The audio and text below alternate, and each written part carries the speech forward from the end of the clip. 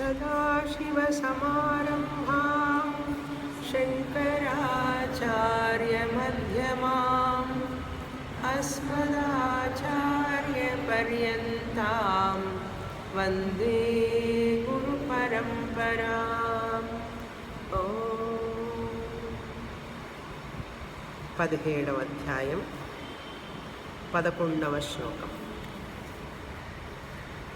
అఫలాకాంక్షిభిర్యజ్ఞః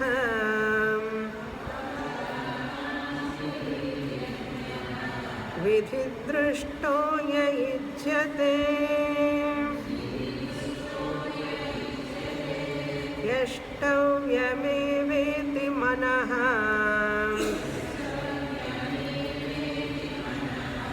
సమాధాయ చ సాత్వికః.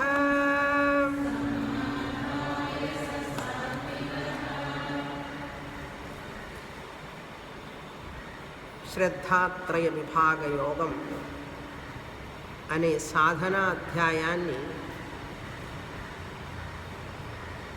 కృష్ణ పరమాత్మ ఇక్కడ 5 విషయాలను మనకు బోధిస్తున్నారు.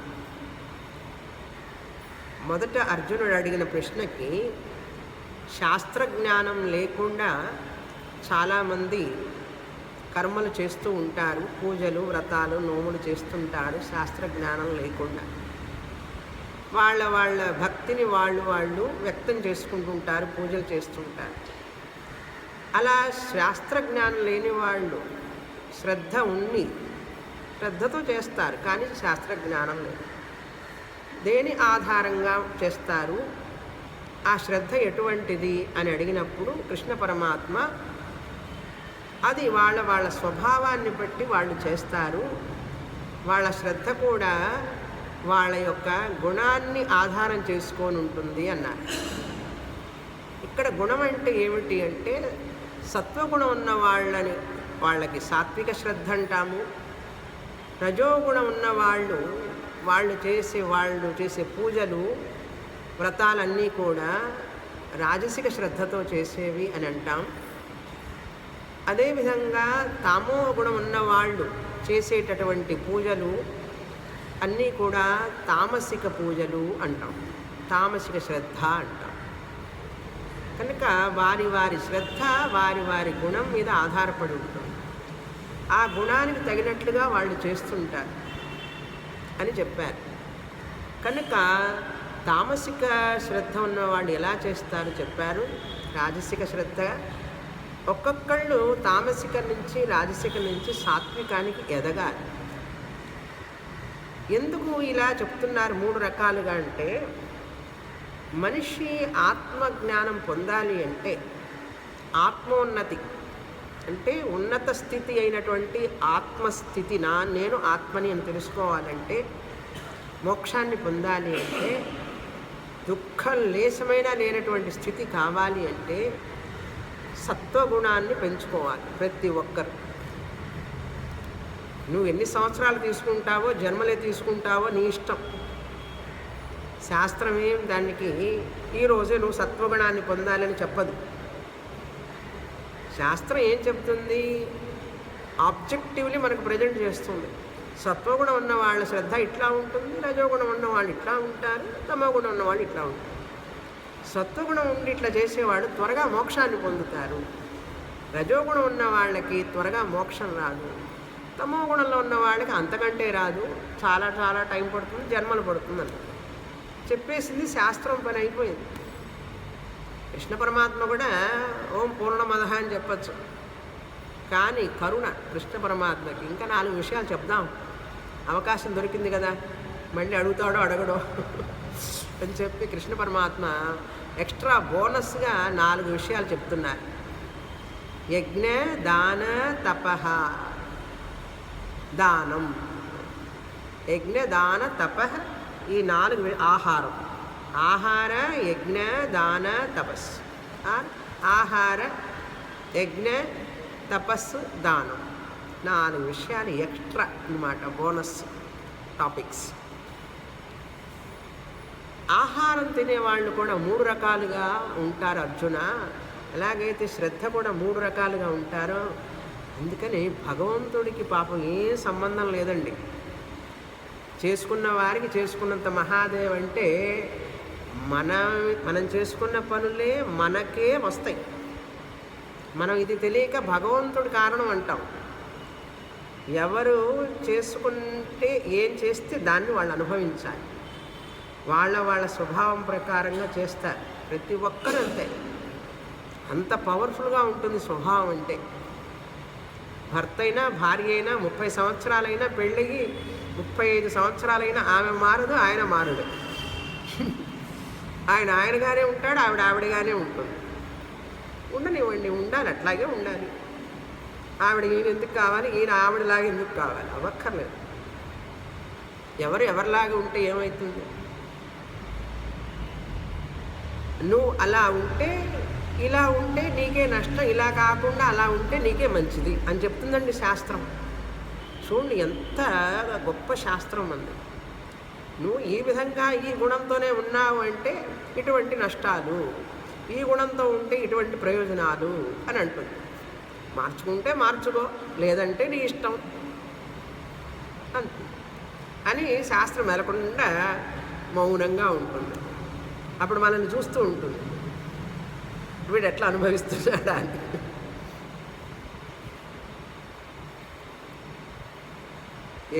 ఆహారం తినేవాళ్ళు కూడా అర్జున సత్వగుణం ఉన్నవాళ్ళు సాత్విక ఆహారాన్ని ఇష్టపడతారు. ఆ సాత్విక ఆహారం వలన వాళ్ళకి స్మృతి పెరుగుతుంది, మేధస్సు పెరుగుతుంది. ఆ సాత్విక ఆహారం వలన వాళ్ళకి దైవ చింతన కలుగుతుంది, వైరాగ్యం కలుగుతుంది. ఆ సాత్విక ఆహారం వలన ఆధ్యాత్మిక చింతన, వేదాంతం మీద వాళ్ళకి ఇంట్రెస్ట్ వస్తుంది అన్నారు.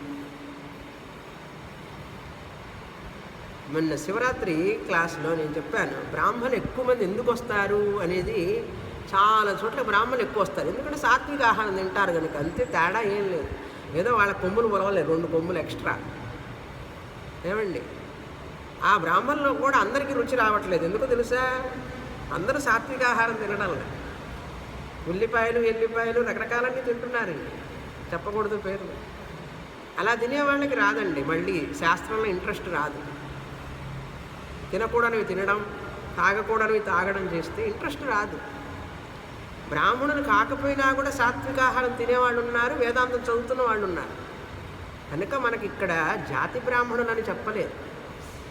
ఎక్కువ మంది బ్రాహ్మణుల్లో సాత్విక ఆహారం తినేవాళ్ళు ఎక్కువ. అందువల్ల వాళ్ళకి దీని మీద ఎక్కువ ఇంట్రెస్ట్ ఉంటుంది. అది అక్కడ అర్థం. అంతేగాని స్వామిని గారు ఎప్పుడు క్లాసులో బ్రాహ్మణులు అంటుంటారని చెప్పి అనుకోకండి. ఆ ఉద్దేశమే ఉండదు ఎప్పుడూ కూడా. శాస్త్ర దృక్పథంలో ఆ యొక్క సాత్విక ఆహారం తినేవాళ్ళు బ్రాహ్మణులు అని చెప్పబడింది. ఎవరెవరు తింటారో వాళ్ళు సత్వగుణం ఉన్నవాళ్ళు, వాళ్ళు బ్రాహ్మణత్వానికి దగ్గరగా ఉంటారు. బ్రాహ్మణత్వం అంటే ఏం చెప్పాం? బ్రహ్మను తెలుసుకోవాలనేటువంటి జిజ్ఞాస ఎక్కువగా ఉన్నవాడే బ్రాహ్మణుడు, గుణబ్రాహ్మణుడు అన్నాం. వాళ్ళు జాతి బ్రాహ్మణులు కాకపోయినప్పటికీ కూడా శాస్త్రం వాళ్ళని జాతి బ్రాహ్మణుల, మీరు గుణబ్రాహ్మణులు ఇవన్నీ చూడదు. నీకు వేదాంతం చదవడానికి అర్హత సంపాదించుకున్నావా లేదా అని చూస్తాం. అది ముఖ్యం. అందుకని బ్రాహ్మణులై ఉండి కూడా అందరూ శాస్త్రం చదివిన వాళ్ళు ఎంతోమంది ఉన్నారు, శాస్త్రాన్ని నిర్లక్ష్యం చేసిన వాళ్ళు ఉన్నారు, నాస్తికులైన వాళ్ళు ఉన్నారు బ్రాహ్మణుల్లో. తెలుసా? బ్రాహ్మణులందరూ ఆస్తికులని చెప్పలేమండి. నిన్న పేపర్లో ఒక ఆర్టికల్ చదివా. ఆయన ఎవరు, ఒక ఆయన మా నాన్నగారు నాస్తికుడు, నేను నాస్తికుడిని అని చెప్పి పెద్దగా వ్యాసం రాసుకున్నాడు, ఒక పేపర్లో వచ్చింది. నేను నాస్తికుడిని అని చెప్పుకోవడం ఒక గొప్ప ఫ్యాషన్ అయిపోయింది ఈ రోజుల్లో. ఒకవేళ బ్రాహ్మణై ఉండి పుట్టి కూడా నాస్తికుడై ఉన్నాడు అనుకోండి, బ్రాహ్మణుడు కానట్లే. నిజమైన బ్రాహ్మణుడు ఆస్తికుడై ఉంటాడు, సత్వగుణాన్ని సంపాదించుకొని ఉంటాడు, సాత్విక ఆహారాన్ని తింటాడు. అది కృష్ణుడు ఇచ్చినటువంటి వాల్యూ ఫర్ సత్వగుణం. అర్థమైందా? అక్కడ మనకు క్యాస్ట్తో పని లేదు. తల్లిదండ్రులు బ్రాహ్మణులై ఉండొచ్చు, వీడు బ్రాహ్మణుడు జాతికి చెందినవాడు ఉండొచ్చు. దానికి శాస్త్రం ఎక్కడ విలువ ఇవ్వలేదు అసలు. వీళ్ళు ఇచ్చుకుంటున్నారు వాళ్ళకు వాళ్ళు. ఒక జంజం పోగు వేసుకొని మెడలో నేను బ్రాహ్మణుని చెప్పుకుంటే కాదు అది. శాస్త్రం ముందు నువ్వు బ్రాహ్మణుడికి కాలేవు. బ్రహ్మజ్ఞానం ఉన్నవాడే బ్రాహ్మణుడు. బ్రహ్మజ్ఞానానికి ప్రయత్నించేవాడే బ్రాహ్మణుడు. బ్రహ్మను తెలుసుకోవాలని జిజ్ఞాస ఉన్నవాడే బ్రాహ్మణుడు, నిజమైన బ్రాహ్మణుడు. ఎలా వస్తారు వాళ్ళంటే వాళ్ళలో సత్వగుణం ఉంటుంది కనుక వస్తారు. వాళ్ళకి సత్వగుణం ఎలా వచ్చింది అంటే వాళ్ళు తినే ఆహారం. అందుకని విదేశాల్లో కూడా కొంతమంది వేదాంతం చదివే వాళ్ళందరూ సాత్విక ఆహారం తింటారు. చూడండి, స్వామీజీ స్టూడెంట్స్ అందరూ కూడా, పూజ్య స్వామీజీ స్టూడెంట్స్ ఎంతోమంది క్రిస్టియన్స్ ఉన్నారు. వేదాంతాన్ని అట్లా తీవ్ర ముముక్షుత్వంతో చదువుతారు. అందరూ సాత్వగుణం ఉన్నవాళ్ళే, అందరూ సాత్విక ఆహారమే తింటారు. వాళ్ళందరూ బ్రాహ్మణులే అన్ని దేశాల్లో ఉన్నారు. ఇప్పుడు అర్థమైందా? అందుకని మనం అసలు విషయాన్ని గ్రహించాలి ఇక్కడ. ఆహారం, అందుకని తమోగుణ ఆహారం తినేవాళ్ళు ఎంత నష్టపోతారు. రాజసిక ఆహారం తినేవాళ్ళు ఆధ్యాత్మికంగా వాళ్ళు స్టాగ్నేట్ అయిపోతారు. ఆధ్యాత్మిక జ్ఞానము రాదు వాళ్ళకి. ప్రాపంచిక భోగాలను పొందొచ్చేమో కానీ ఆత్మజ్ఞానంలో ముందుకెళ్ళలేరు. రాజసిక ఆహారం ఏమిటంటే కారం, ఉప్పు, పులుపు, మసాలా, వేపుళ్ళు ఇవన్నీ తింటుంటారు. ఎక్కువగా ఇష్టపడుతుంటారు అన్నమాట. తింటారో లేదో ఇష్టపడతారు అన్నమాట బాగా. పకోడీలు, బజ్జీలు ఎప్పుడు అవే. సాత్విక ఆహారం తినాలని ఉండదు వాళ్ళకి అసలు. వాళ్ళు రాజోగుణం. తమో గుణం ఉన్నవాళ్ళు అంతకంటే ఇంకా వాళ్ళకి ఆధ్యాత్మిక చింతన కలిగే ఆస్కారమే లేదు. ఆధ్యాత్మికంగా పతనం అయిపోతారు వాళ్ళు. ముందుకెళ్ళకపోగా స్టాగ్నేషన్ కాదు, పతనం అయిపోతారు. అంటే జన్మలు పడుతుందన్నమాట వాళ్ళకి. మాంసం తినేవాళ్ళు అంటే మాంసాహారులయ్యి తినకూడని పదార్థాలు తిన్నవాళ్ళు, మద్యపానం, ధూమపానం, మాంసభక్షణం ఇవన్నీ చేసేవాళ్ళు ఆ తమోగుణం ఉన్న వాళ్ళని ఇష్టపడతారు. ఆ తమోగుణం ఉన్న వాళ్ళకి అసలు దైవ చింతన కలిగే ఆస్కారమే లేదన్నాడు. ఈ విషయం చెప్పిన తర్వాత రెండో విషయం, మూడో విషయం ఏమిటి? అందుకని మనం శాస్త్రం వినేటప్పుడు అక్కడ వాళ్ళు తినటం లేదా, వీళ్ళు తినడం లేదా, వాళ్ళు బాగానే ఉన్నారు కదా, వీళ్ళు బాగానే ఉన్నారు కదా అని ఈ ఆలోచనలు రాకూడదు. అంటే మనకు శాస్త్రం మీద శ్రద్ధ లేదని అర్థం అవుతుంది. మనకు ఎవరితో కంపారిజన్ కాదు ఇక్కడ. నాకు శాస్త్రం ప్రమాణం. శాస్త్రం ఇది మంచిది అని చెప్తుంది, ఇది మంచిది కాదంటోంది. అది చెప్పడం వరకే. దాన్ని నువ్వు తర్జన చేయకూడదు. నీకు ఇష్టమైతే పాటించు, ఇష్టం లేకపోతే పాటించవాడు. శాస్త్రానికి నష్టం లేదు. నిన్నే శాస్త్రం వచ్చి ఖండించదు. వెడుతుండేవాడు రోడ్డు మీద వెళ్తున్నాడు, అరే రాళ్ళు రప్పలు ఉన్నారా, జాగ్రత్తగా నడు అంటుంది అమ్మ. వింటాడా? చూసుకొని కళ్ళు తల మీద పెట్టుకోకుండా నడిస్తే, కింద చూసి నడిస్తే నడుస్తాడు. కళ్ళు తల మీద పెట్టుకుంటే, గర్వంతో ఉంటే, అమ్మ మాట వినకుండా పోతే అమ్మ పడుతుందా, వాడు పడతాడా? కింద వాడే పడతాడు, దెబ్బ తగ్గుతుంది. అమ్మ ఏమంటుంది అప్పుడు? అయ్యో పాపం అంటుంది. అంతే. శాస్త్రమాత కూడా అయ్యో పాపం వీడికి ఇంకా అర్థం కాలేదే, సరేలే వాడు ఎదిగేటప్పుడు వాడికి అర్థమవుతుంది అనుకుంటున్నాం. చాలామంది మనుషులు అంతే. శాస్త్రమాత కూడా చెప్పడమే నా డ్యూటీ, చెప్పేశాను. అందుకని వితండవాదం, శాస్త్రాన్ని నిందించడం, 10 రకాలుగా ఆర్గ్యుమెంట్ చేయడం, ఇవన్నీ కూడా శ్రద్ధ లేని వాళ్ళ లక్షణాలు. దైవభక్తి, శాస్త్రం మీద నమ్మకం ఉండాలి ముఖ్యంగా. అవి లేనప్పుడు బ్రాహ్మణుడే కాడు.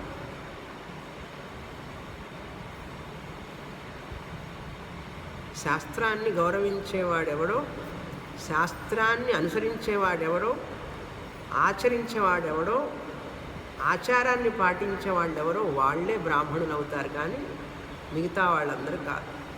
వాళ్ళందరినీ ఛాందోగ్యోపనిషత్తులు ఏమన్నారో తెలుసా? బ్రాహ్మణ బంధు అన్నారు. బ్రాహ్మణ బంధు అంటే నకిలీ బ్రాహ్మణులు అని అర్థం. ఉపనిషత్తే తిట్టుతుంది చూడండి, నేను అనడం లేదు. వాళ్ళంతా బ్రాహ్మణ బంధువులు అన్నది. కనుక శాస్త్రం చదివినప్పుడు మనలో ఈ వర్ణ అహంకారం ఉంటుంది చూసారా, నేను ఈ వర్ణానికి చెందిన వాడిని. బ్రాహ్మణులనే కాదండి, మిగతా వర్ణాల వాళ్ళకు కూడా వాళ్ళ వాళ్ళ వర్ణంలోనే 2-3 రకాలు ఉంటాయి. మేం గొప్ప అంటారు, మళ్ళీ అందులోనే రకాలు. నీచ జాతి, ఉచ్చ జాతి, ఈ పేర్లన్నీ కూడా షెడ్యూల్డ్ క్యాస్ట్, షెడ్యూల్డ్ ట్రైబుల్ అన్నీ ముందు లేవండి అసలు. తర్వాత వచ్చినాయి. హరిజనులు అనే పేరే కూడా లేదు అసలు. ఇవన్నీ తర్వాత వచ్చినాయి. ఈ బ్రిటిష్ వాళ్ళు వచ్చిన తర్వాత ఈ పేర్లన్నీ వచ్చినాయి. ఎప్పుడైతే శాస్త్రం లేదో మనుషుల్లో అన్ని కన్ఫ్యూషన్స్ వస్తాయి, అన్ని గందరగోళాలు వస్తాయి సమాజంలో. కనుక సనాతన సంస్కృతి యొక్క విద్య తప్పనిసరిగా ప్రతి పిల్లవాడు, ప్రతి అమ్మాయి 5 ఏళ్ల నుంచి మొదలుపెట్టాలి. ప్రతి ఇంట్లో మన ఆచారం ఏమిటి, మన పూజ ఏమిటి, మన దైవం ఏమిటి, మనం ఎట్లా ఆరాధించాలి, ఎలా ఉండాలి, ఏం చేయాలి, శాస్త్రబద్ధంగా ఉండాలి. అంటే నా ఇష్టం వచ్చినట్టు నేను ఉంటానంటే కుదరదు. ఇక్కడ నా ఇష్టం వచ్చినట్టు నేను పోతాను రోడ్డు మీద అంటే ఏమవుతుందండి? నాకు ఫ్రీడమ్ లేదా? ఇప్పుడు అదొకటి ప్రతి వాళ్ళు డెమోక్రసీ, ఐ హ్యావ్ ఫ్రీడమ్. నా ఫ్రీడమ్ ఏంటి, మీరేంటి మాట్లాడతారు? నా ఇష్టం వచ్చినట్టు కట్టుకుంటాను బట్టలు, నా ఇష్టం వచ్చినట్టు తింటాను, నా ఇష్టం వచ్చినట్టు వెళతాను, నా ఇష్టం వచ్చినప్పుడు వస్తాను. ఎట్లా ఉంటుందంటే అది రోడ్డు మీద రూల్స్ రెగ్యులేషన్ నేను ఫాలో అవ్వను, నా ఇష్టం వచ్చినట్లు వెళతాను, నా ఇష్టం వచ్చిన స్పీడ్లో వెళతాను, ఫుట్పాత్ మీద నుంచి కూడా బండి తీసుకొని వెళ్తాను అన్నాడు అనుకోండి, ఏమవుతుంది? పోలీసు వాడు వచ్చి పట్టుకుంటాడు. వాడు పట్టుకుపోతే వీడే పడతాడు, అపాయంలో పడతాడు. స్పీడ్ లిమిట్ దాటిపోతే నీకే నష్టం. అలాగే శాస్త్రం కూడా ఎవరెవరైతే ఆచరించరో, వినరో వాళ్ళందరికీ వాళ్ళు ఎంత నష్టపోతారో వాళ్ళకి తెలియదు. నష్టపోయిన తర్వాత కొన్ని సంవత్సరాల తర్వాత వాళ్ళు వెనక్కి చూసుకుంటే 6 దశాబ్దాలు 7 దశాబ్దాలు అయిపోయిన తర్వాత చూసుకుంటే మళ్ళీ ఆ సంవత్సరాలన్నీ తిరిగి రావండి. అవన్నీ తిరిగి రావు. అయిపోయిందేదో అయిపోయింది అంతే, ఇంకా నువ్వేమీ పొందలేవు. ఆ జ్ఞానాన్ని పొందలేవు, ఆ యొక్క సంస్కారాన్ని పొందలేవు.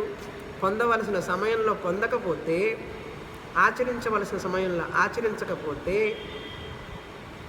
ప్రయోజనం పొందవలసిన సమయంలో పొందకపోతే తర్వాత ఏం ప్రయోజనం? అందుకే కదా వివాహం చేసుకోవాల్సిన సమయంలో వివాహం చేసుకోవాలి, పిల్లల్ని కనవలసిన సమయంలో పిల్లల్ని కనాలి. అవన్నీ ఎందుకు చెప్తున్నారు?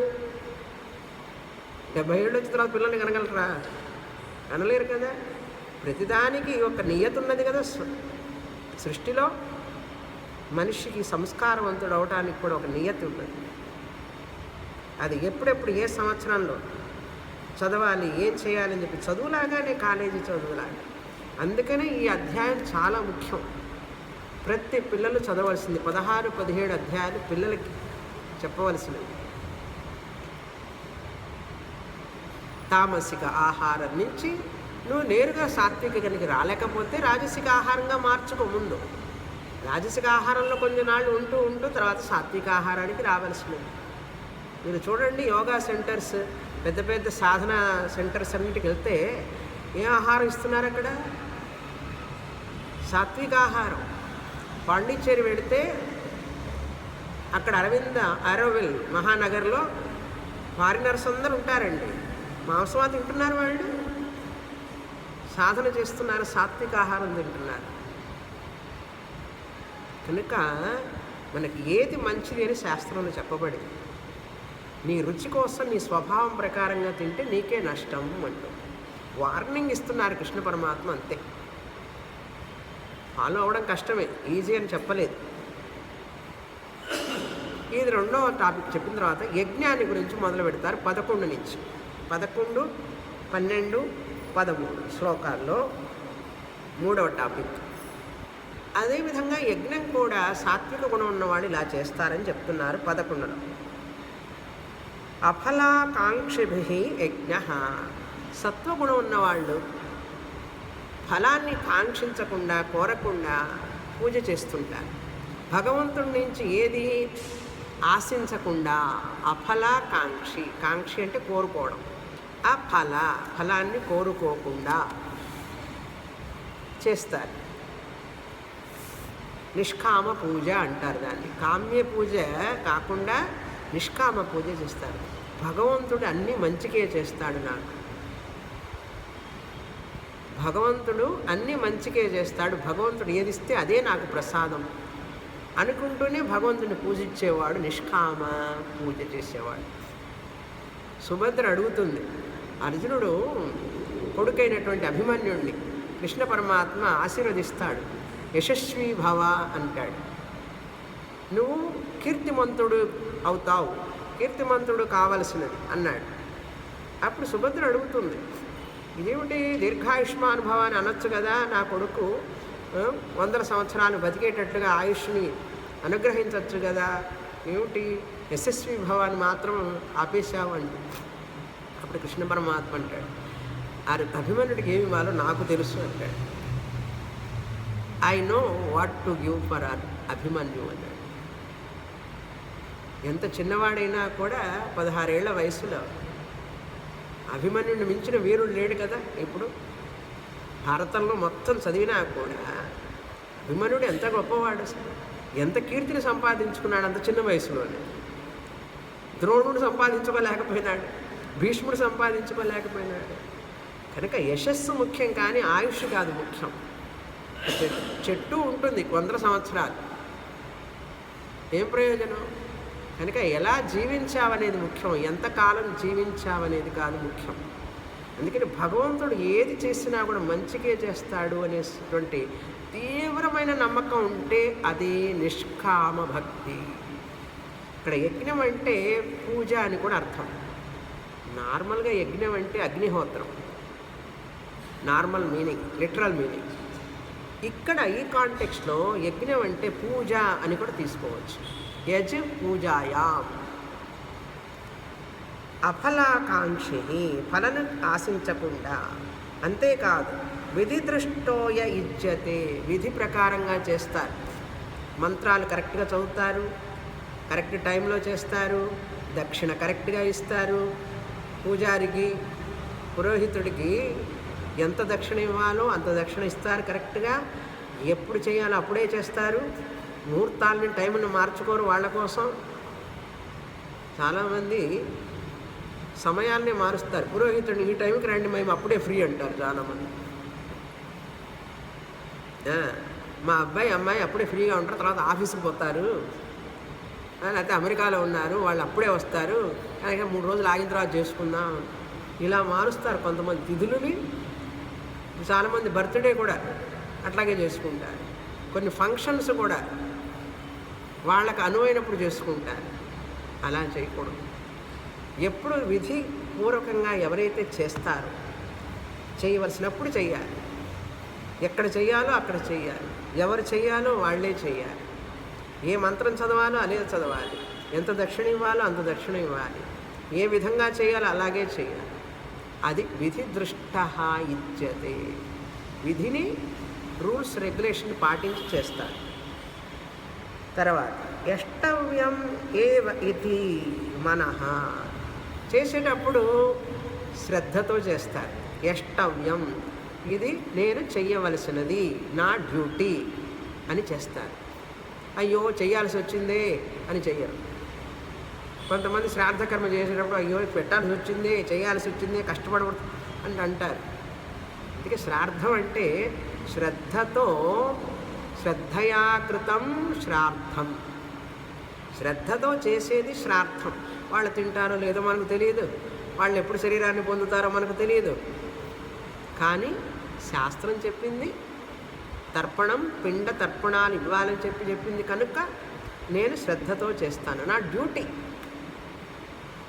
పన్ను కట్టడం, ట్యాక్స్ కట్టడం నా డ్యూటీ. ఎందుకు కట్టాలి? గవర్నమెంట్ కంటే మనం కడితే కదా గవర్నమెంట్ రన్ అవుతుంది.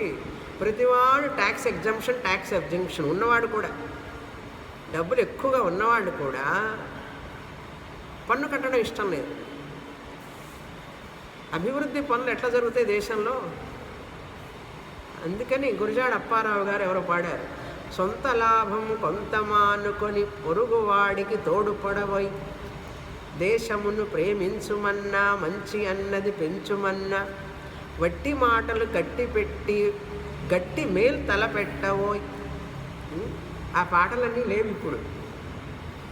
సొంత లాభం చూసుకునేవాడు ఎక్కువ, గట్టి మేలు లేదు, దేశానికి సేవ చేయాలి అనేటటువంటి పట్టుదల, ఈ దేశం యొక్క సంస్కృతి, దానికి సంబంధించిన ఆచారం, వేదాలు, ఉపనిషత్తులు, పురాణ ఇతిహాసాల రక్షణ, భద్రత, దానికోసం మనం ఏం చేస్తున్నామా, దాన్ని ఆచరిస్తుందంటే దాని విలువ తెలుస్తుంది. దాని విలువ తెలిస్తే దాన్ని పరిరక్షిస్తాం. ఎలా పరిరక్షిస్తాం? దాన్ని వ్యాపింపజేసి పరిరక్షిస్తాం. ఏమన్నా చేస్తున్నామా? ఇప్పుడున్న ప్రజా సమాజంలో కొంతమంది ఉన్నారు చేసేవాళ్ళు, లేకపోతే ఈ మాత్రం కూడా ఉండదు సొసైటీ. కానీ ఎక్కువ మంది, ఎక్కువ పర్సెంటేజ్ పన్నులు ఎగ్గొట్టేవాడే కదా. కట్టవలసిన వాడు కట్టడం లేదు, ఎక్కొడతారు. అదేవిధంగా శాస్త్రంలో చెప్పినవి, నేను చెయ్యవలసినది ఇది, పంచమహాయజ్ఞాలు, దేవయజ్ఞం, ప్రతిరోజు పూజ భగవంతుడికి, నైవేద్యం, ఇంత తింటున్నావు కదా ఆయనకు కాస్త నైవేద్యం పెడితే ఏమవుతుంది? అట్లా చూపించడమే కదా. ఆయన ఏమైనా తీసుకుపోతాడా? ప్రాణాయ స్వాహ, అచ్యుతాయన మహా, గోవిందాయన మహా ఇట్లా చెప్పేసి నైవేద్యం పెట్టచ్చుగా, మళ్ళీ నువ్వే తీసుకుంటావు. గ్రాటిట్యూడ్, కృతజ్ఞత కోసమైనా భగవంతుడిని ఆరాధించాలి. ఇన్ని పొందుతున్నాం, నీరు, గాలి, ఆహారము ఎన్ని పొందుతున్నాం మనం, ఇవన్నీ కూడా భగవంతుడిని ఇస్తున్నాడు కనుక ఆయనకి మనం దైవ పూజ చేయాలి. అదేవిధంగా పితృల వల్లనే కదా నేను ఇక్కడ ఉన్నాను, తల్లి తండ్రి తాత ముత్తాతలు లేకపోతే నేను ఎక్కడ ఉంటాను అని చెప్పి పితృయజ్ఞం చేయాలి. ఇవన్నీ ట్యాక్స్ కట్టడం లాంటిది. ఇక్కడ ట్యాక్స్ కట్టకపోతే భగవంతుడు కలెక్ట్ చేస్తాడండి. ట్యాక్స్ ఎగ్గొట్టే వాళ్ళందరూ ఉన్నారు కదా, చాలామంది గుంపులుగా ఉన్నారండి. ఈ ట్యాక్స్ కట్టకుండా ఎగ్గొట్టే వాళ్ళందరినీ భగవంతుడు కలెక్ట్ చేసుకుంటాడు. తర్వాత ఆయన వదిలిపెడతాడా? పంచమహాయజ్ఞాలు చేయకుండా ఉండే వాళ్ళందరినీ కూడా భగవంతుడు తెలుసు ఎట్లా పని చేయాలి వీళ్ళనని. కనుక పితృయజ్ఞం అనేటువంటిది కూడా శాస్త్రంలో చెప్పబడింది. వాళ్ళకి నమస్కారం చేయడం, తల్లిదండ్రులకి గౌరవించడం, అవన్నీ కూడా పితృయజ్ఞం అన్నారు. ఋషి యజ్ఞం, మన ఋషులు ఇచ్చినటువంటి ఈ యొక్క సంస్కృతిని రక్షించడం, ఆ ఋషులను తలుచుకోవడం, అవన్నీ కూడా ఋషి యజ్ఞం అన్నారు. మనుష్య యజ్ఞం, అతిథి దేవో భవ అన్నారు, మనుష్యులకు సహాయం చేయడం. కనుక ఒక అతిథి వస్తే అంత ఖర్చు ఎందుకు పెడతావు, ఇంత ఖర్చు ఎందుకు పెడతావు, ఏదో వీడి సొమ్ము పెట్టినట్టు. అందరి సొమ్మే కదా కలిపి పెడుతున్నారు. ఆయన సొమ్ము కాదు, ప్రైమ్ మినిస్టర్ సొమ్ము కాదు, ఏ ఒక్కరి ప్యాకెట్ మనీ కాదు. వీడంతా తినకుండా ఆయనకు పెట్టడంలో తప్పే ఉంది. ఎవరికి పెట్టాడు? ఆయన ఏమైనా తిన్నాడు పాపం. ఆ ప్రెసిడెంట్ తినలేదు, ప్రైమ్ మినిస్టర్ తినలేరు కదా. ఆర్టిస్టులందరికీ ఎంత భక్తి ఇప్పుడు ఈ 2 రోజుల్లో. ప్రతి ఆర్టిస్ట్కి ఎంత పే చేసి ఉంటారు. ఆ కళలన్నీ పోషించడమే కదా. ఏమండి, ఒక్కొక్క ఆర్టిస్ట్ వచ్చి వాయించినందుకు, పాడినందుకు ఎంత డబ్బు ఇవ్వాలో తెలుసా? వాళ్ళందరినీ పోషించినట్లే కదా. లేకపోతే వాళ్ళు ఎప్పుడు పాడతారు? వాళ్ళకి అవకాశం ఎక్కడ వస్తుంది? ఇట్లాంటివి వచ్చినప్పుడే కదా అవకాశం. కళలను పోషించాలంటే ఎట్లా పోషిస్తాం? ఒక పెయింట్ వేసేవాడు ఏమిటి గోడకి, ఒక పేపర్ బ్యానర్ కట్టేవాడు ఏమిటండి? వాళ్ళందరికీ ఉపాధి లభించినట్లేగా 2 రోజులు. ఈ 150 కోట్లో 2 ఎన్ని కోట్లో మనకేదో లెక్కలు చేసినట్టుగానే వాళ్ళు ఎవరో మనకు పంపించారా? లేదు కదా. ఎంతో అయింది అనుకుందాం. దీనివల్ల ఎంతమంది బెనిఫిట్ పొంది ఉంటారు. కనుక ఎప్పుడు కూడా ఒక విషయాన్ని పాజిటివ్గా ఆలోచిస్తూ మనం దాంట్లో ఉన్నటువంటి మంచిని మనం తీసుకోవడం మొదలు పెడితే మనం ముందుకు వెళతాం.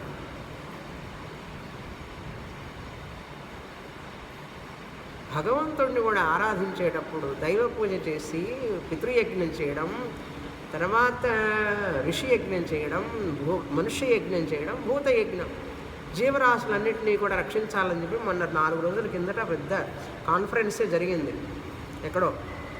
ఈ పరిరక్షణ అంటే వన్యప్రాణుల పరిరక్షణ అని చెప్పి, వన్యప్రాణుల పరిరక్షణ చేస్తేనే మన రక్షణ జరుగుతుంది. దానికి పెద్ద ప్రాజెక్ట్ ఇప్పుడు జరుగుతోంది, పెద్ద రీసెర్చ్ దాని మీద. కనుక ఈ పర్యావరణాన్ని అంతా రక్షించడమే భూత యజ్ఞం అంటారు. కనుక ఇవన్నీ చేయకుండా మనకు మాత్రం తింటూ చిన్ని నా బొజ్జకు శ్రీరామ రక్ష అని చెప్పి తింటూ కూర్చుంటాడు ఉదయం నుంచి సాయంత్రం దాకా. ఒక దయ, దాక్షిణ్యం, కరుణ మనుషుల మీద, జీవుల మీద ఉంటే నువ్వు ఆధ్యాత్మికంగా ఎదుగుతావు. అందుకని పంచమహాయజ్ఞాలు ప్రతిరోజు ప్రతి మనిషి చేయవలసినవి. యష్టవ్యం, ఇది నా డ్యూటీ, చెయ్యవలసినది. ఏవా ఇది, అంతేగాని బోరుగా ఉంది, చెయ్యాలి వచ్చిందే, కష్టం వచ్చిందే అని చెయ్యకూడదు. పండగ వస్తే స్నానం చేయటం, పిండి వంటలు చేయటం, ఇల్లు అన్నీ నీట్గా పెట్టుకోవడం, ఇవన్నీ చేస్తేనే.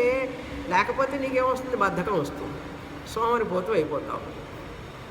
పండగలప్పుడు మిగతా సమయాలు ఎప్పుడెప్పుడు చేయాలో చేయకపోతే నీలో సోమర్తనం వస్తుంది, బద్ధకం వస్తుంది, నువ్వు ఆధ్యాత్మికంగా ఎదగలేవు. అందుకని సత్వగుణం ఉన్నవాళ్ళు ఇది నా డ్యూటీ అని చేస్తారు. సమాధాయ చ సాత్విక, సాత్వగుణం ఉన్నవాళ్ళు సమాధాయ, ఇది నేను చెయ్యవలసినది అని చెప్తూ, సమాధాయ అంటే ఇక్కడ హృదయపూర్వకంగా అని అర్థం. హృదయపూర్వకంగా చేస్తారు. తర్వాత రజోగుణం ఉన్నవాళ్ళు ఎట్లా చేస్తారండి పూజలు అంటే సకామంతో చేస్తారు అని అర్థం. చదువుతాం 12వ శ్లోకం.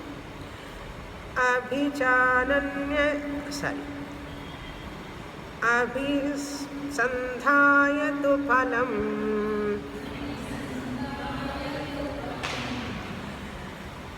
దంభార్థమపి చైవ యత్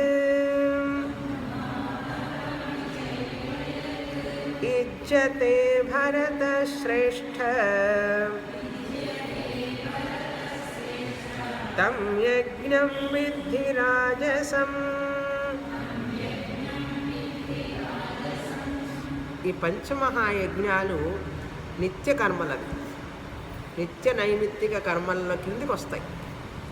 అవి చేయకపోతే అకరణే ప్రత్యవాయ, ప్రత్యవాయ పాపం వస్తుంది. అవి చేయడం వలన మనం చేసిన పాపకర్మలన్నీ పోతాయి, పుణ్యాన్ని సంపాదించుకుంటాం. చేయడం వలన మనకు మంచిది, ఆధ్యాత్మికంగా ఎదుగుతాం, పర్యావరణానికి మంచిది. భూతయజ్ఞం చేయడం వలన, మనుష్య యజ్ఞం చేయడం వలన, ఒకళ్ళనొకళ్ళకి సహాయం చేయడం, అవన్నీ పెంచుకోవడం వలన నువ్వు పెరుగుతావు, ఎదుగుతావు మానసికంగా. సొసైటీ, సమాజాన్ని కూడా తోడ్పడిన వాడివి అవుతావు. నీ కాంట్రిబ్యూషన్. కృష్ణ పరమాత్మ ఏమన్నారు 4వ అధ్యాయంలో? ఎవరికి పెట్టకుండా నీకోసమే కనుక తింటూ ఉంటే దొంగతో సమానం అన్నాడు. స్థేన ఏవ సహా అన్నాడు. ఎవరి అయితే దేవుడికి నైవేద్యం పెట్టకుండా, పెట్టిన తర్వాత మిగిలిన దాన్ని తినకుండా, అంటే నైవేద్యము పెట్టాడు, మిగిలిన దాన్ని ప్రసాదంగా స్వీకరించడం ఉండదు కదా. అప్పుడు ఎవరైతే తన కోసమే తింటాడో వాడు పాపాన్ని తింటున్న వాడితో సమానం అన్నాడు. ఉంచతే అఘం పాపాహ అన్నాడు. ఎంత పవర్ఫుల్ వర్డ్ చూసారా? మన చెవుల్లోకి ఎక్కితే కదా అది, మనకంటే మిగతా వాళ్ళకంటే. వాడు పాపాన్ని భుజిస్తున్నట్లే అన్నాడు. సొంత లాభం కొంత మానుకొని పొరుగువాడికి తోడు పడవోయ్ అన్నది భగవద్గీతలో చెప్పింది. ఆయన తెలుగులో, అచ్చ తెలుగులో పాడారు అక్కడ.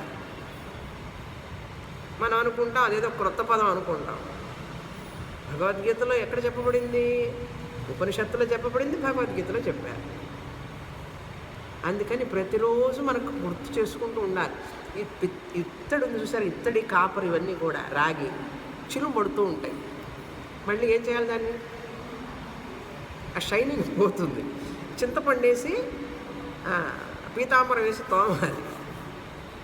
తోమితే పళపళ దాని మళ్ళీ కాంతి ఉంటుంది.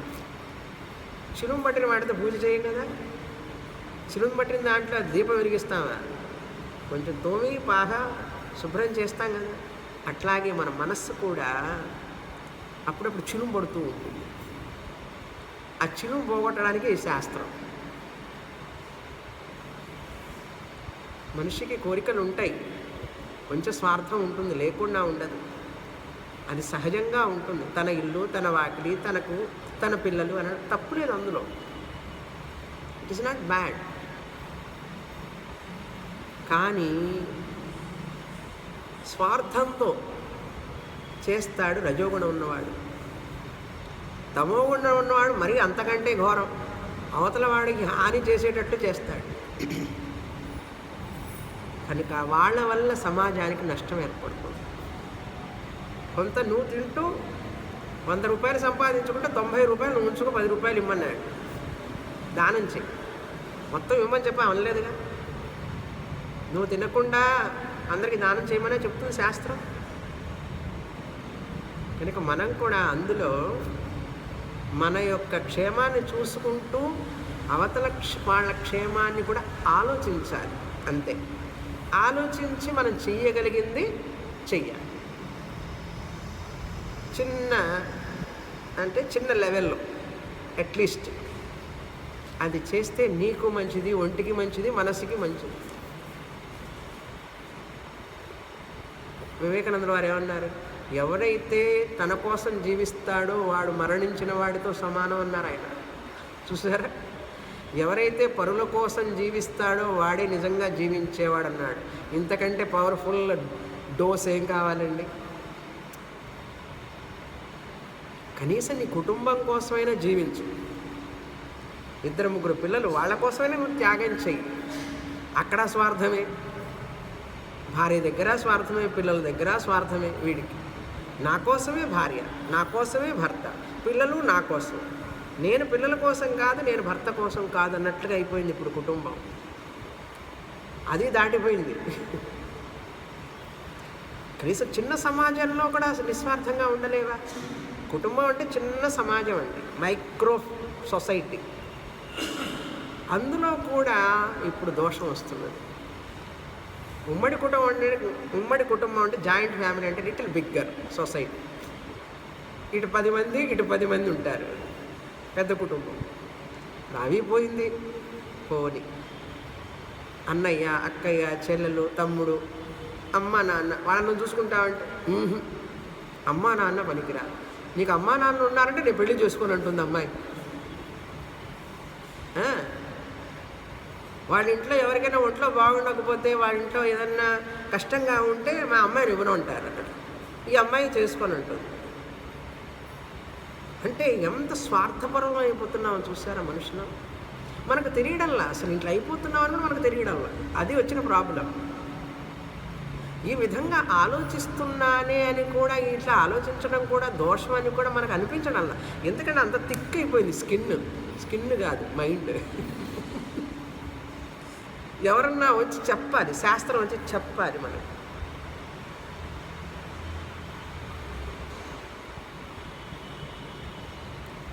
ట్రంప్ గారి భార్య దేశం కోసం, పిల్లల కోసం ఎంత చేస్తుందని చెప్పి ఆయన మన ప్రైమ్ మినిస్టర్ గారు ఎక్నాలెడ్జ్ చేశారు. చూసారా? అంతమంది, లక్షల మంది కూర్చొని ఉన్నాను. వాళ్ళ అమ్మాయి చేసేటటువంటిది, వాళ్ళు మన అల్లుడు చేసేటటువంటిది. కనుక మంచి అనేది ఎప్పుడు ఎక్కడున్నా సరే గ్రహించడం నేర్చుకోవాలి. ఎంత హంబుల్గా ఉన్నారు, ఎంత సింపుల్గా ఉన్నారు చూడండి మైండ్. కనుక చేసేవాడు ఎప్పుడు కూడా అన్నీ ఉన్నవాడు అణిగిమణిగి ఉంటాడు. నిండుకుండే తొణకలు. అందుకని మనలో గర్వం పోవాలి, ఫస్ట్ స్వార్థం పోవాలి. కనీసం కొంచెమన్నా పోవాలి, పూర్తి కాకపోయినా కొంచెమన్నా పోతే మనం బాగుపడతాం, కుటుంబం బాగుపడుతుంది, సమాజం బాగుపడుతుంది. అన్నిటికంటే పైనుంచి భగవంతుడు సంతోషిస్తాడు, అనుగ్రహిస్తాడు ఆ వ్యక్తిని. అది విషయం. భగవంతుడి నుంచి మనకు అనుగ్రహం లభిస్తుంది. భగవంతుడికి ఇష్టం, అది విషయం. భగవంతుడికి ఇష్టం కాబట్టి నేను చేస్తాను అనకూడదు. భగవంతుడు నాకు ఇష్టం కనుక, ఆయన చెప్పింది నేను చేయడం నా కర్తవ్యం కనుక నేను చేస్తాను. అది మెచ్యూరిటీ అంటే. కనుక మనుషులు మెచ్యూరిటీ రావడం కోసమే శాస్త్రం చదవాలి ఫస్ట్. మనలో ఉన్న దోషాలన్నింటినీ కూడా ఆ శిల్పి ఊలి పెట్టి చెక్కుతుంటాడు. ఏమండి? ఆ ముళ్ళలాగా ఉంటుంది, అది పెట్టి కొడతాడనమాట రాయిని. కొట్టినప్పుడు ఏమవుతుంది, ఆ రాళ్ళన్నీ అనవసరమన్నీ పోతుంటాయి. అట్లాగే గురువు గారు శాస్త్రం అనే ఉలి పట్టుకొని మనల్ని చెక్కుతూ ఉంటారు. వారం వారం చెక్కినప్పుడు మనలో ఉన్న దోషాలన్నీ బయటకు వస్తుంటాయి. కరెక్ట్గా చెప్పారు స్వామిని, నేను చెప్పలే, కరెక్ట్గా శాస్త్రానికి తెలుసు మనలో ఏం దోషాలు ఉంటాయో. అందుచేత గురువుగారి చేత శాస్త్రం చెప్పబడుతుంది. అంతేగాని గురువుగారికి ఏం తెలియదు. శాస్త్రంగా చెప్తామంతే. అది మనల్ని నడిపిస్తుంది. కళ్ళకు అద్దుకోవాలి ఈ శాస్త్రాన్ని. భగవద్గీత అంటే ఎటువంటి గ్రంథం. సరే, అభిసంధాయతు ఫలం అభిసంధాయ, టోటల్ ఆపోజిట్. ఇందాక సత్వగుణం ఉన్నవాడైతే ఫలాన్ని కాంక్షించకుండా చేస్తాడు, వీడైతే ఫలాన్ని అభిసంధాయ, కోరుకొని మరీ కావాలని ఇష్టపడి ఫలాన్ని ఆశించి పూజలు చేస్తాడు. దంభార్థమపి, దంభంతో చేస్తాడు, వినయంతో చేయడు. చాలా దంభం, నాకు ఇంత ఉన్నది అంత ఉన్నది చెప్పి గుళ్ళ దగ్గర అన్ని చూపించుకుంటుంటాడు అనమాట. ప్రసాదాలు ఇచ్చేటప్పుడు పేపర్ దాని మీద పేర్లు వేయించుకుంటున్నాడు. చెప్పాను కదా, గుళ్ళో లైట్ వేయిస్తే దాని మీద పేరు, ఫ్యాన్ వేయిస్తే పేరు. గుళ్ళో ఏదైనా చేయించినా, పూజలు చేయించినా, ఏం చేయించినా పేరు ఉండాలి, ఫోటో రావాలి నెక్స్ట్ డే పేపర్లో. దంభార్థం అన్నారు. భగవంతుడికి చేసేటప్పుడు కూడా స్వార్థంతో, పేరు కోసము, కీర్తి కోసము చేస్తాడు. చ ఏవ తద్యత్ యుజ్యతే భరతశ్రేష్ఠ. హే భరతశ్రేష్ఠ, భరతవంశంలో గొప్పవాడైనటువంటి ఓ అర్జున, యుజ్యతే రాజస గుణం ఉన్నవాళ్ళు, రాజసం యుజ్యతే, రాజోగుణం ఉన్నవాళ్ళు ఈ విధంగా చేస్తారు. దంభంతో, అహంకారంతో, స్వార్థంతో, ఫలాన్ని ఆశించి, సకామ కర్మ, కామ్యకర్మ. తం యజ్ఞం రాజసం విద్ధి, అటువంటి పూజని రాజసం అని తెలుసుకో. అటువంటి పూజని అందరు చూస్తున్నారా లేదా అని చేస్తారు చాలామంది. అందరు నన్ను గమనిస్తున్నారా లేదా అని చేస్తాడు. నాకేం ఫలం వస్తుందని చేస్తాడు. ఆయన దగ్గరికి వెళ్ళి, బాలాజీ దగ్గరికి వెళ్ళి ముందుగానే పిటిషన్ పెట్టుకొని ఇస్తే అది ఇస్తాను. ముందు ఇవ్వచ్చు కదా, ముందు ఇవ్వడు. నువ్వు ఇచ్చిన తర్వాత నేను ఇస్తానంటాడు. మొక్కు అంటే అదే కదండి. మొక్కు అంటే ఏమిటి? నేను ఫలానాది సంకల్పం చేసుకొని మా అమ్మాయికి పెళ్లి కావాలి, మా అబ్బాయికి పెళ్లి కావాలి, ఇల్లు కట్టాలి, ఆ కోర్టులో ఉన్న కేసు పోవాలి, ఇట్లా అనుకొని చెప్పి ముందుగానే ఆయన దగ్గరికి వెళ్ళి పిటిషన్ పెట్టుకొని, అట్లా కనుక నీకు సరి చేస్తే నేను నీకు ఇంత ఇస్తాను, లేకపోతే మెట్లు ఎక్కి వస్తాను, మెట్లు పడుకొని వస్తాను, డొల్లు వస్తాను, రకరకాలుగా చెప్పి ఆయనకి ఇవన్నీ చేస్తారు. ఏమంటారు వీళ్ళని? రాజసం అని. మన చందం అంతా బయటకు వస్తున్నాం చూసారా? ఎవరెవరు ఎట్లా చేస్తారో వాళ్ళకి అద్దం పెట్టినట్టు చూపిస్తుందండి శాస్త్రం. సరే, దీనికంటే మరీ హీనం ఏమిటది? తమో గుణం ఉన్నవాళ్ళు చేసే పద్ధతి ఏంటి చెప్తున్నారు. 13వ శ్లోకం చదువుతాం. విధిహీనమసృష్టాన్నం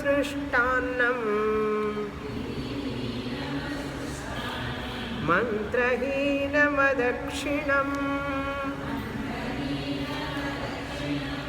శ్రద్ధావిరహితం యజ్ఞం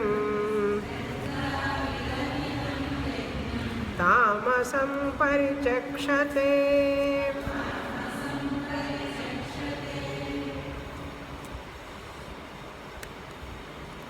విధిహీనం తామసం పరిచక్షతే. ముందు అది తెలుసుకోవాలి. ఇలా పూజ చేసే వాళ్ళందరూ కూడా తామసంతో తామో కూడా ఉన్న వాళ్ళు ఎలా చేస్తారు అర్జున తెలుసుకోవాలి. ఎవరు వాళ్ళు, ఎలా చేస్తారు తమో గుణం ఉన్నవాళ్ళు అంటే? విధిహీనం, పూజ చేసేటప్పుడు విధిని పాటించరు వాళ్ళు. నక్షత్రము, వారము, తిథితో పని లేదు వాళ్ళకి. వాళ్ళు ఎప్పుడు చేయాలనుకుంటే అప్పుడు చేస్తారు. వాళ్ళకి ఎప్పుడు వీలైతే అప్పుడు చేస్తారు. ఎప్పుడు నిద్ర లేవాలనుకుంటే అప్పుడు చేస్తారు. ఎప్పుడు స్నానం చేయాలనుకుంటే అప్పుడు చేస్తారు. వాళ్ళు స్నానం చేసిన తర్వాతనే భగవంతుడికి నైవేద్యం, పూజ. నేను అప్పుడే నైవేద్యం పెడతాను నీకు, అప్పటిదాకా నువ్వు మెదలకుండా కూర్చో అంటారు భగవంతుడిని. విధిహీనం విధి లేకుండా విధి లేకుండా చేయడం,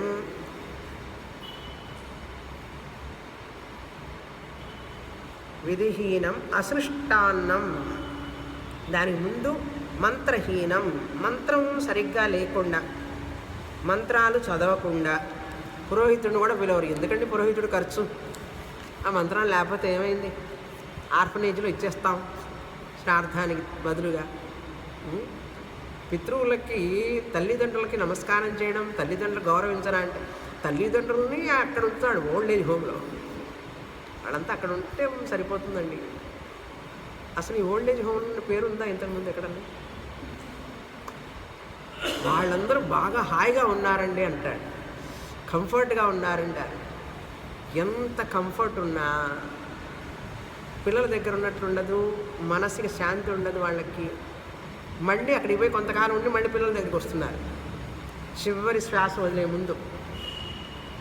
అటువంటి స్థితి ఏర్పడింది ఇప్పుడు. అంతా వెస్ట్రన్ ఫాలోయింగ్ కదా మనం, అన్నీ ఓల్డేజ్ హోమ్లో ఎక్కడ పట్టినా సరే. విధిహీనం మంత్రహీనం, మంత్రం లేకుండా చేయడం. అదక్షిణం, దక్షిణ ఇవ్వకుండా చేయడం. అసృష్టాన్నం, అసృష్టాన్నం అంటే భగవంతుడికి ఇవ్వకుండా, నైవేద్యం పెట్టకుండా, అవతల వాళ్ళకి పెట్టకుండా, ఇరుగు పొరుగు వాళ్ళకి పెట్టకుండా. అందుకని పండగలు వచ్చినప్పుడు చూసారా, మనం చేసి ఇరుగు పొరుగు వాళ్ళకి ఇస్తాం, పిలుస్తాం, కొంతమందిని భోజనానికి రమ్మంటాం, పిలవడం, ఇట్లా అన్నీ చేస్తారు. ఎందుకంటే సృష్టాన్నం అంటారు దాన్ని. ఇవ్వకపోతే అసృష్టాన్నం.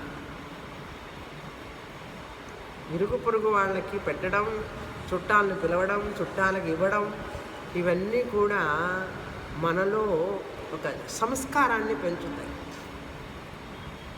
సమాజ భావన, సుహృద్భావన ఏర్పడుతుంది.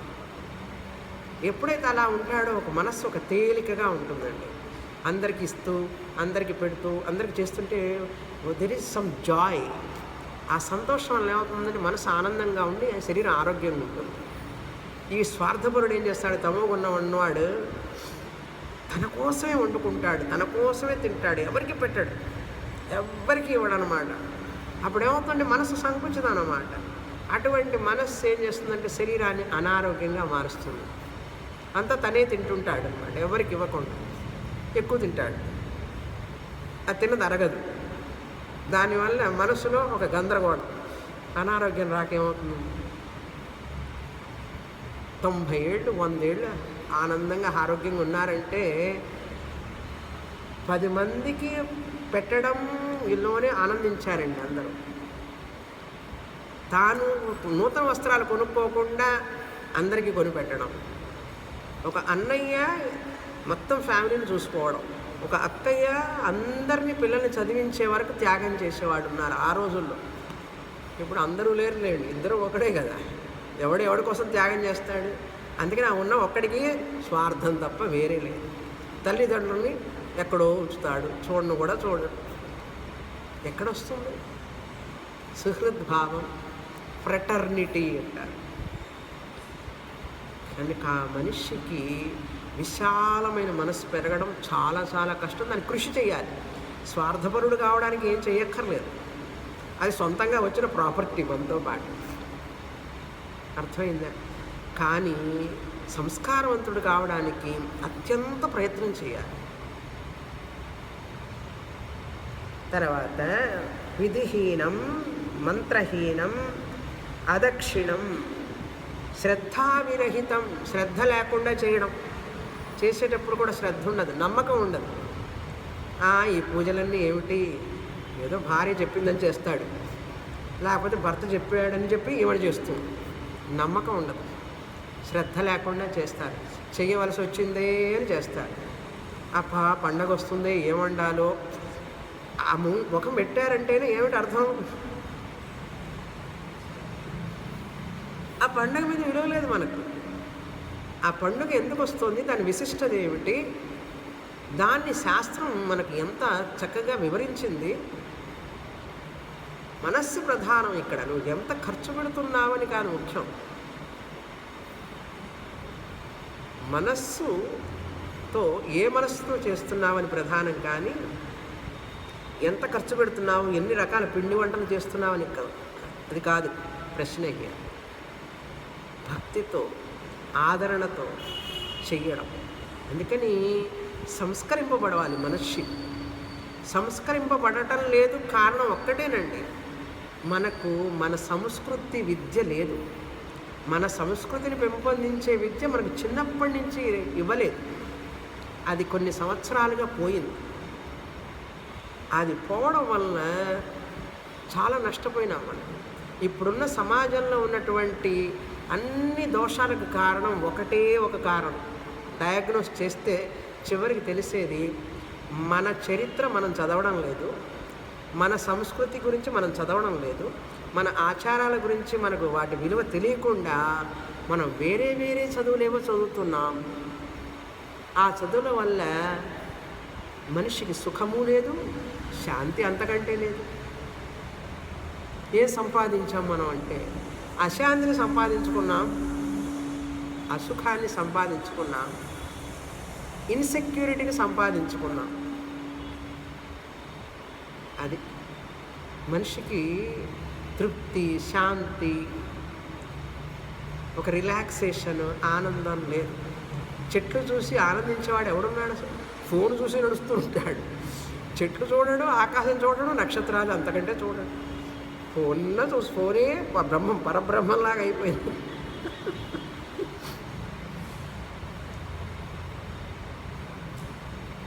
మంచి ఏం జరుగుతోంది సమాజంలో అది తెలుసుకో, చెడు ఏం జరుగుతున్నదో కూడా తెలుసుకొని జాగ్రత్తగా ఉండు. అందుకోసం వాడుకోవాలి ఫోన్ వాడుకుంటే. అంతేగాని హౌ ఆర్ యూ అంటే ఇదితోనే సరిపోతున్నది. దాంతో ఆ యొక్క టూల్ని ధర్మ ప్రతిష్టాపనకు ఉపయోగించుకోవాలి. ఉపయోగించుకుంటే కంప్యూటర్ ఏమిటి, టీవీ ఏమిటి, ఒక మీడియా ఏమిటి, ఫోన్ ఏమిటి, యూట్యూబ్ ఏమిటి, ధర్మస్థాపన కోసం ఉపయోగించుకోవాలి. అది తెలివితేటలు అంటే. అంతేగాని అనవసరమైన వాటికి ఉపయోగించుకోకూడదు. ముందుకెళ్ళేటందుకు ఉపయోగించుకోవాలి, వెనక్కి లాగబడేటట్లుగా ఉండకూడదు ఏది కూడా. దానికి ఎవరు చెప్తారు మనకు? మన బుద్ధి పనిచేయాలి, మనం కొంచెం వివేకంతో ఉండాలి. ఎలా ఉంటాం? ఏది ధర్మం ఏది అధర్మం అని తెలుసుకోవాలి. ఎలా తెలుసుకుంటాం? చదివినప్పుడు తెలుస్తుంది. కనీసం పురాణం చదివితేనే తెలుస్తుందండి. ఏ పెద్ద పెద్ద శాస్త్రాలు చదవక్కర్లేదు. భారతం, రామాయణం, భాగవతం చదివితేనే ఇంగిత జ్ఞానం పక్కాగా వస్తుందండి. భారతం, రామాయణం, భాగవతం రోజు చదివితే పక్కా ఇంగిత జ్ఞానం వస్తుంది. కామన్ సెన్స్ ధర్మ జ్ఞానం వచ్చి తీరుతుంది, దాంట్లో సందేహం లేదు. అట్లా వ్రాశారు వ్యాస భగవానుడు వారు, వాల్మీకి వారు. అది చదవని వాళ్ళకి, చదివే వాళ్ళకి చాలా ఆనందంగా ఉంటారు. చూడండి, భారతం చదివేవాళ్ళు, రామాయణం చదివేవాళ్ళు చాలా ఆనందంగా ఉంటారు, రిలాక్స్గా ఉంటారు. ఆ చదవని వాళ్ళకి అన్ని టెన్షన్. అందుకని చాలామంది అడుగుతుంటారు, మహేష్ గారి క్లాస్ ఉంటుందా, మహేష్ గారి భాగవతం ఉంటుందా అని అడుగుతుంటారు క్యాంపులో. ఆ భాగవతం వింటూ ఉంటే ఆనందంగా ఉంటుంది, దానికోసమని ఎదురు చూస్తుంటారు. ఒక దేశభక్తి పాట పాడుతుంటే ఆనందంగా ఉంటుంది. ఆత్మ బ్రహ్మవని తర్వాత ఎందుకంటే ఆ భాగవతం తెలిసిన కథే, అయినా వింటూ ఉంటే ఆనందం. కారణం ఏమిటంటే అందులో ఉన్నటువంటి గొప్పతనం.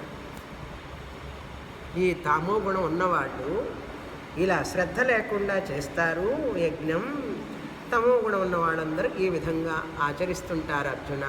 కనుక ఏం చేయాలి? ఇప్పుడు శ్రద్ధతో చెయ్యి, స్వార్థం లేకుండా చెయ్యి. మంత్రం లేకుండా, దక్షిణ లేకుండా చేస్తే కామ్యకర్మ కూడా ఫలించదు. పంచమహాయజ్ఞాలు చేయకుండా ఈ కామ్యకర్మలు చేసినా కూడా అవి ఫలితాన్ని ఇవ్వవు. చాలామంది అంటుంటారు, నేను ఇట్లా మొక్కుకున్నాను, అలా మొక్కుకున్నాను, అది అవుతుంది, ఇది అవుతుంది. అవ్వలేదండి అంటారు. అవ్వదు. ఎందుకంటే పంచమహాయజ్ఞాలు చేయడం లేదు కదా. దైవ పూజ రెగ్యులర్గా చేయడం, పితృయజ్ఞం చేయడం, తర్వాత ఋషి యజ్ఞం చేయడం, భూత యజ్ఞం చేయడం, మనుష్య యజ్ఞం చేస్తే మన కామ్యకర్మలు కూడా సరిగా పని అవుతాయి. లేకపోతే అవి కూడా కావు.